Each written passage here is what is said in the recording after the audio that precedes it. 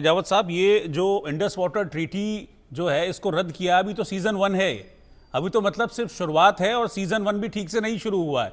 तब इस तरीके की चीजें, और पाकिस्तान की संसद में ओपनली उनके सांसद कह रहे हैं, एडमिट कर रहे हैं कि भाई भूखे मर जाएंगे, इसको कोई सोल्यूशन निकाल लो। और अगर यही अड़ियल रुख पाकिस्तान का रहा आतंकवाद को लेकर, तो फिर 2-3 सालों में तो सिचुएशंस और खराब होती चली जाएंगी वहां पर।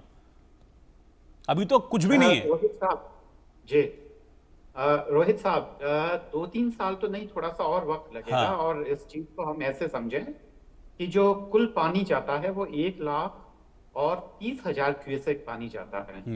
और आज की स्थिति में हम लगभग 15 क्यूसेक पानी रोकने की स्थिति में हैं। पर ये 15,000 क्यूसेक जो पानी है वो भी कम नहीं है।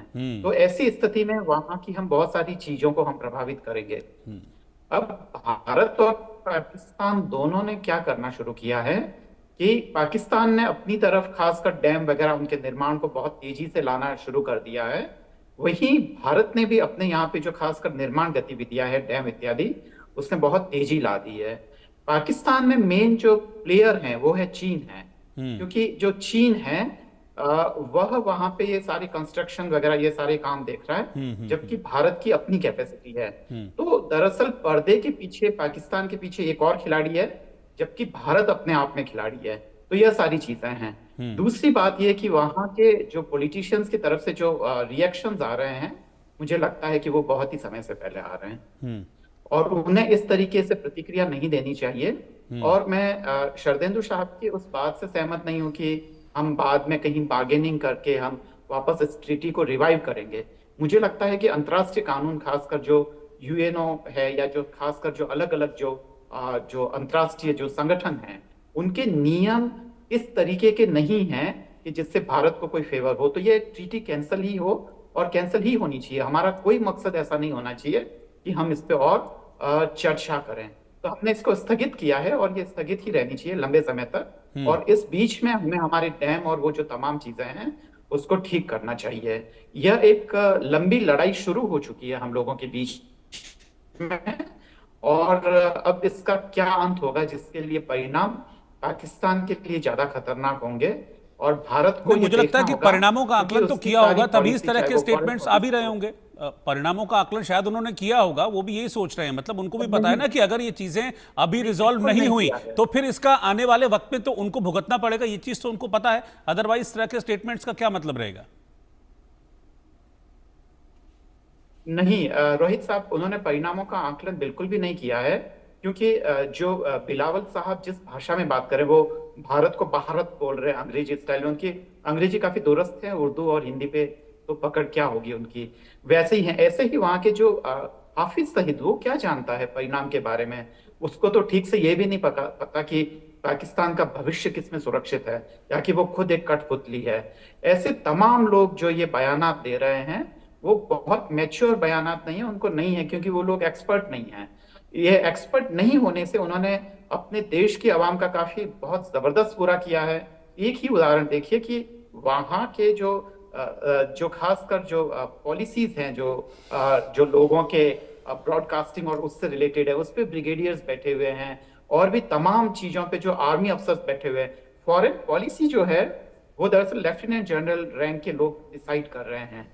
रक्षा विशेषज्ञ की विशेषज्ञता विदेशी मामलों में हो यह जरूरी नहीं है, वह शिक्षा का भी उतना ही माहिर आदमी हो यह जरूरी नहीं है। वहां की शिक्षा नीति को जो जियाउल हक साहब तय कर रहे थे, तो ऐसा नहीं है। वो परिणामों का आकलन उन्होंने नहीं किया होगा, दुरुस्त नहीं है, वो केवल एक पॉपुलैरिटी चाह रहे हैं। और जितनी जल्दी प्रतिक्रिया आई, भारत ने तो अभी शुरू ही नहीं किया। मैंने आपको बोला कि 1,30,000 क्यूसेक पानी आता है, जिसमें से भारत केवल 15,000 रोकने की स्थिति में है। तो बाकी क्यूसेक पानी को रोकने के लिए जैसे जैसे हम इंफ्रा बनाएंगे, वैसे वैसे अगर उनकी प्रतिक्रिया आती तो एक समझ में भी आता। मैं पाकिस्तान के नजरिए से बता रहा हूं आपको।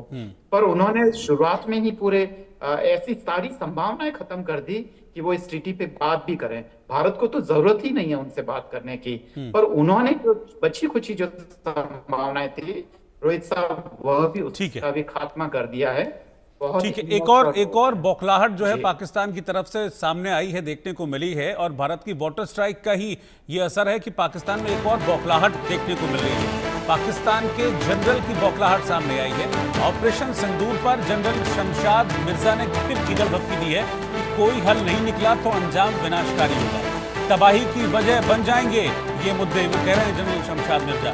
संघर्ष के समाधान की ओर बढ़ना जरूरी है। जब कोई संकट नहीं होता तो कश्मीर पर कभी चर्चा नहीं होती। अब समाधान की बात यहाँ पर जनरल शमशाद मिर्जा कह रहे हैं। ये वही शख्स हैं जिनकी बड़ी जोरों शोरों से बीच में चर्चा भी चल रही थी कि कहीं ऐसा ना हो आसिम मुनीर को हटा के इन्हें गद्दी पर बैठा दिया जाए। अब वही जनरल शमशाद मिर्जा ये बात कह रहे हैं कि संघर्ष से काम नहीं चलेगा, इन मुद्दों का हल निकालना पड़ेगा। Weaponization of water by holding Indus Water Treaty in abeyance is in total defiance of the international laws, since it is an existential threat for the people of Pakistan. If there is any effort to stop, divert, or delay the Pakistan's share of water, as clearly spelled out by our National Security Committee, it could be considered as an act of war. Brigadier Sharadendu, अब इन्हें international laws याद आ रहे हैं। ये वो country है जिसने कभी भी कोई कायदे कानून माने ही नहीं। अब इनको इंटरनेशनल लॉज याद आ रहे हैं और कह रहे हैं कि इसको एक्ट ऑफ वॉर हम कंसीडर करेंगे। देखिए, पाकिस्तान का जो रवैया है, जिस तरीके से वो काम करते हैं, क्राइसिस छोटी सी हो बड़ी सी हो, उसको they blow out of proportion. और जो Indus water treaty held in abeyance है, वो पूरा वर्ल्ड की ओपिनियन अपने फेवर में करना चाह रहे हैं। इसको out of the proportion blow करके एक ऐसा हैवक क्रिएट करना चाहते हैं जिससे पाकिस्तान में की तरफ लोगों की सिंपैथी हो। वो दिखाना चाहते हैं कि पाकिस्तान में भुखमरी आ गई, एग्रीकल्चर तबाह हो गया, हाइड्रो पावर इलेक्ट्रिसिटी नहीं जनरेट हो पा रही और हिंदुस्तान इसके लिए रिस्पॉन्सिबल है। इस तरीके की जो रेटोरिक है, इस तरीके का जो पर्सपेक्टिव है, उस पर वो काम कर रहे हैं। मेरा मानना है कि जितनी भी ट्रीटी है, चाहे वो इंडस वाटर ट्रीटी या इंटरनेशनल की कोई सी भी ट्रीटी हो, उसका एक ही मकसद होता है, जस्टिफाइबल एंड इक्विटेबल डिस्ट्रीब्यूशन। जब मैंने इंडस वाटर ट्रीटी के रिव्यू की बात की तो उसमें ये क्लॉज को अगर आप समझें, सारे, चाहे वो आप हेलसिंकी का जो एग्रीमेंट है वाटर शेयरिंग पे या इस तरीके के जो भी इंटरनेशनल लॉ है, वो एक बात पे एम्फेसिस करते हैं, इक्विटेबल एंड जस्टिफाइबल यूज।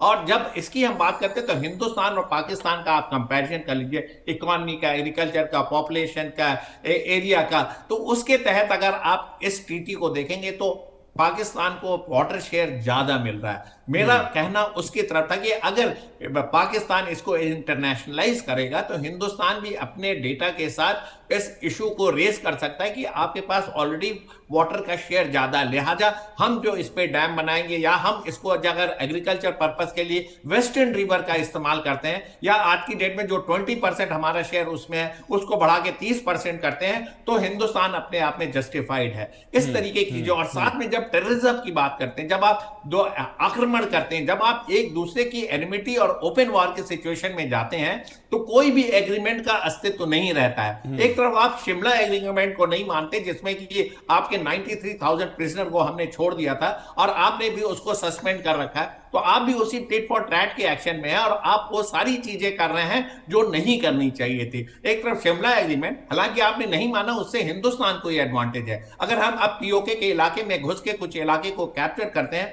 तो हम आपको रिटर्न नहीं करेंगे, हमारे लिए वो एक्ट ऑफ एग्रेशन नहीं होगा क्योंकि वो पूरा डिस्प्यूटेड एरिया में आ गया और हिंदुस्तान की सेना कैपेबल है किसी भी दिन पीओके को लेने के लिए। तो ये तमाम सारे इश्यूज हैं, लेकिन मेरा कहने का मतलब यह कि पाकिस्तान का जो आज की डेट में स्टैंड है वो पूरा उसका डिक्टेशन चाइना से आता है। चाइना का इंटरेस्ट वहां सीपेक की वजह से तमाम तरीके का इन्वेस्टमेंट हो रखा है, पीओके में हो रखा, और जब उसके प्रोजेक्ट इफेक्ट होंगे, जब उनको वाटर नहीं मिलेगा, जिस तरीके से उनके तमाम तरीके की एक्टिविटी हैपर होंगे, तो इसलिए पाकिस्तान और चाइना मिलकर इस इशू को आउट ऑफ प्रोपोर्शन पूरे विश्व में फैलाना चाह रहा है। इसलिए इस तरीके के रेटारिक, इस तरीके के उनके जनरल का स्टेटमेंट, इस तरीके से वहां पे जो उनके जो लीडरशिप है वो इसको एक्सप्लॉइट करने के चक्कर में। लेकिन हिंदुस्तान का मिनिस्ट्री ऑफ एक्सटर्नल अफेयर हमने इस पे पूरा होमवर्क कर रखा और आज से नहीं, काफी 10-15 साल से हम इंडस वाटर ट्रीटी को रिव्यू कर रहे हैं, देख रहे हैं। यह सही मौका था इसको वर्ल्ड फोरम में लाने का और अपने फेवर में बात करने के लिए।